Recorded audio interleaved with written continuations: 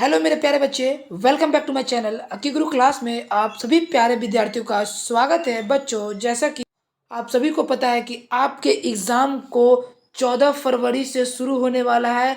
आज 1 फरवरी है, आपके पास मात्र और मात्र 13 दिन बचा हुआ है। 14 फरवरी को आपका मैथ का और 15 फरवरी को आपको विज्ञान से सामना होगा। विज्ञान में ऐसे प्रश्न मैं लेके आया हूँ, 80 में 80 ऐसे प्रश्न हैं जिसे आप हूबहू आप एग्ज़ाम में देख सकते हैं। तो आपको एक भी क्वेश्चन को स्किप किए बिना पूरे वीडियो को अंतिम समय तक बिल्कुल फोकस के साथ देखना है, क्योंकि बच्चे अंतिम समय आ चुका है। अब कोई भी नाफरमानी नहीं चलेगी बच्चों। आपके पास समय बिल्कुल कम है, बिल्कुल कम है, बिल्कुल ना है, और आपको पढ़ना बहुत ज़्यादा है। तो हम आपको ऐसे प्रश्न करवाने वाला हूँ जो कि आपको सीधा एग्जाम में देखने को मिलेगा। ज़्यादा समय बोलकर नष्ट नहीं करेंगे, क्वेश्चन के फर्स्ट पार्ट पर चलेंगे। आज का पहला प्रश्न है बच्चे, और फटाफट क्वेश्चन को देखने को पहले शेयर कर दीजिए, सब्सक्राइब कर बेल आइकन घंटी जरूर प्रेस कर ले। देखिए पहला प्रश्न है आज बच्चों आपका कि धमनियां शुद्ध रक्त पहुंचाती हैं कहाँ पर? हृदय से शरीर में के विभिन्न भागों में, शरीर से हृदय में, हृदय से फेफड़ों में, इनमें से कोई नहीं। बताइए कहाँ पे? तो प्यारे बच्चे, मेरा इसका जो उत्तर हो जाएगा क्या हो जाएगा बताइए? सही ऑप्शन ए, हृदय से शरीर के विभिन्न भागों में पहुंचाती है धमनियां। याद कर लीजिए, बिल्कुल कंठस्थ कर लीजिए इस प्रश्न को।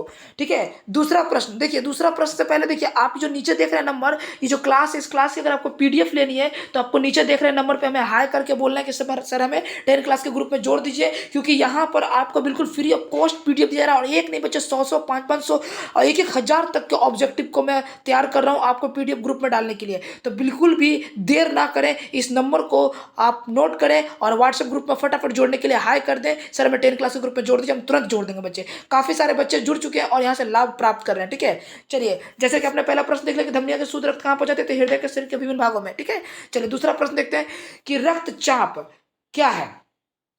रक्तचाप क्या है? शिशुओं में रक्त प्रवाह पर दबाव, कोशिकाओं में रक्त प्रवाह पर दबाव, महाधमनी एवं उसकी शाखाओं में रक्त प्रवाह का दबाव, इनमें से सभी बताइए। तो बच्चे दूसरा नंबर का सही जवाब हो जाएगा option C is the right answer of this question, महाधमनी की एवं उसकी शिखाओं में रक्त प्रवाह का दबाव। ठीक है, चलिए तीसरा नंबर देख लीजिएगा मेरे प्यारे विद्यार्थियों कि रंध्र द्वारा जल का निष्कासन क्या कहलाता है? प्रकाश संश्लेषण, उत्सर्जन, वाष्पोत्सर्जन, श्वसन, क्या कहलाता है? बताइए बच्चे क्या कहलाता है?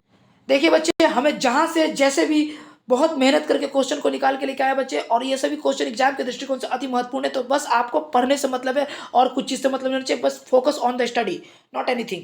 क्या होगा तीसरा का? C is the right answer of this question, वाष्पोत्सर्जन। ठीक है, चलिए चौथा नंबर देखिएगा, लसिका वहन करती है अवशोषित कार्बोहाइड्रेट का, अवशोषित वसा का, ए बी दोनों, इनमें से कोई नहीं। बताइए। तो प्यारे बच्चों, लसिका वहन करती है किसका? अवशोषित वसा का। B is the right answer of this question. ठीक है, चलिए पांचवा देख लीजिएगा, नाइट्रोजन वतर्य पदार्थ। ठीक है बच्चे, यूरिक अम्ल शरीर के से बाहर कैसे आता है? श्वसन द्वारा, उत्सर्जन द्वारा, प्रकाश संश्लेषण द्वारा, ए बी दोनों। बताइए कैसे आता है? तो बच्चे ये उत्सर्जन द्वारा। क्या? यूरिक अम्ल, यानी आप कह सकते हैं कि हमारे जो शरीर में अपशिष्ट पदार्थ है उसका जो कार्य है उत्सर्जन द्वारा होता है। ठीक है, चलिए छठा नंबर देखिएगा, उच्च रक्तचाप यानी हाई ब्लड प्रेशर घातक क्यों होता है? आपके विकल्प है, इसमें रक्त वाहिनियां फट सकती है, इसमें आंतरिक रक्त स्त्राव हो सकता है, इससे हृदय घात हो सकता है, इनमें से सभी। तो 6 नंबर का बच्चे, D is the right answer of this question, इनमें से सभी। क्योंकि इसमें रक्त फटने का भी डर है, इसमें रक्त फटने के बाद अंदर ही अंदर रक्त भी स्त्राव हो सकता है और हार्ट अटैक भी हो सकता है, ये ध्यान रखना।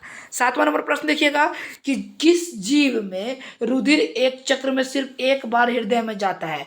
एक बार में एक ही चक्र में हृदय में जाता है, बताइए किस में जाता है? आपके विकल्प है बच्चों, गाय, पक्षी, मछली, सांप। 7 नंबर का हो जाएगा मछली is the right answer of this question. किस जीव में? तो मछली में। ठीक है, चलिए 8 नंबर देखिएगा, धमनियों का कार्य क्या है? शुद्ध रक्त का वहन करना, अशुद्ध रक्त का वहन करना, ए और बी दोनों, इनमें से कोई नहीं। बताइए। तो प्यारे बच्चों मेरे, ध्वनि का क्या कार्य है? शुद्ध रक्त का वहन करना, ए ऑप्शन बिल्कुल सही उत्तर हो जाएगा बच्चे।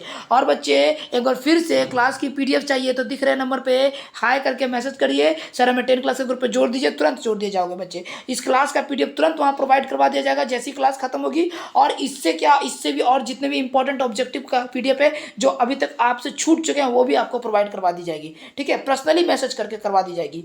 चलिए, और जिन बच्चों ने अभी तक चैनल को सब्सक्राइब नहीं कर रखा है, चैनल को सब्सक्राइब कर बेल आइकन घंटी जरूर प्रेस करें।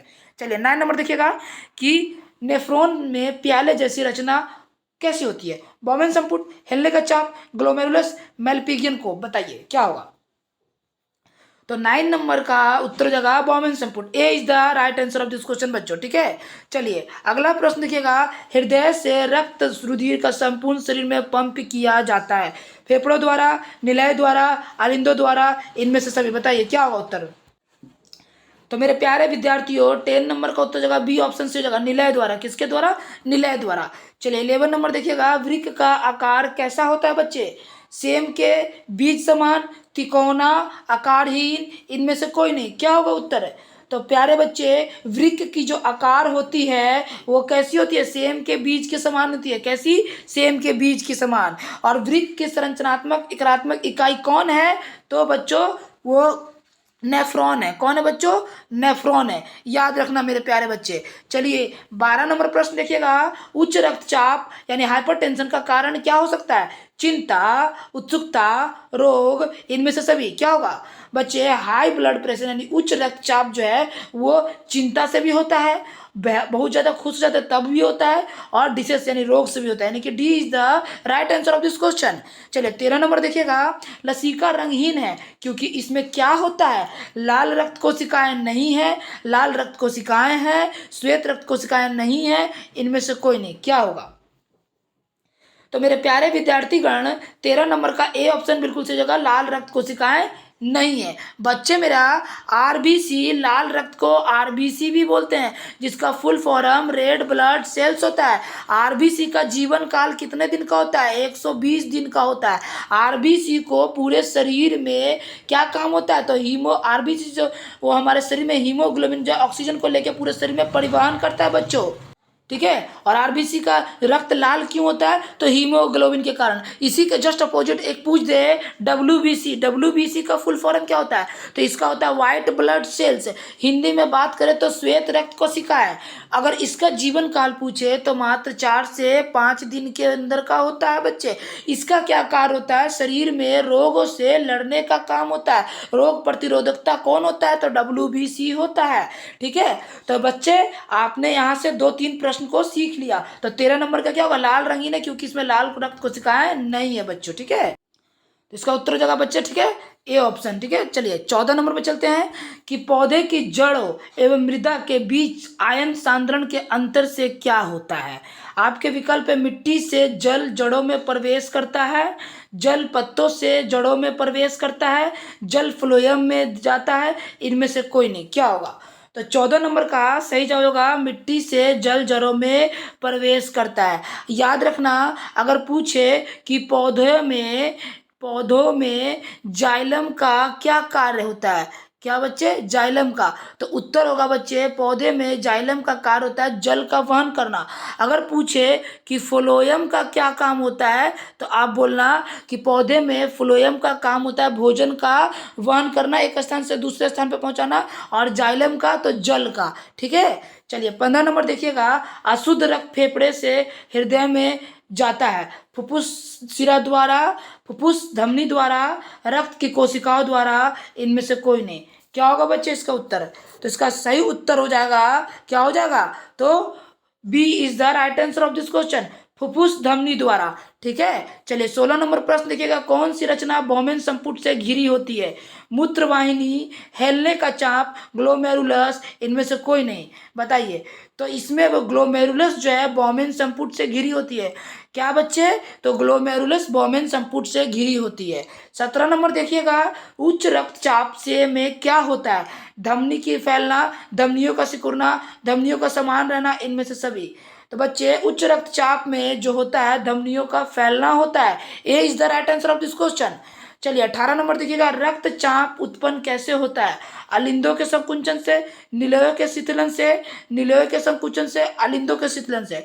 तो रक्तचाप उत्पन्न जो होता है निलयों के संकुचन से, C is the right answer of this question.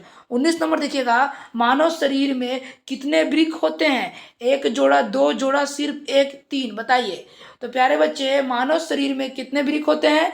तो 1 जोड़ा होते हैं। कितने? 1 जोड़ा, A is the right answer of this question.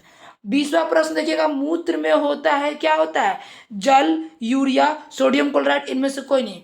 तो प्यारे बच्चे, मूत्र में जो होता है वो होता है यूरोक्रोम होता है। क्या होता है? मूत्र का रंग पीला क्यों होता है? तो यूरोक्रोम के कारण, याद रखना। लेकिन यहाँ यूरोक्रोम तो कहीं नहीं है, D is the right answer of this question. ठीक है, चलिए एक सेट कंप्लीट, अब दूसरे सेट पे चलते हैं बच्चों। ठीक है,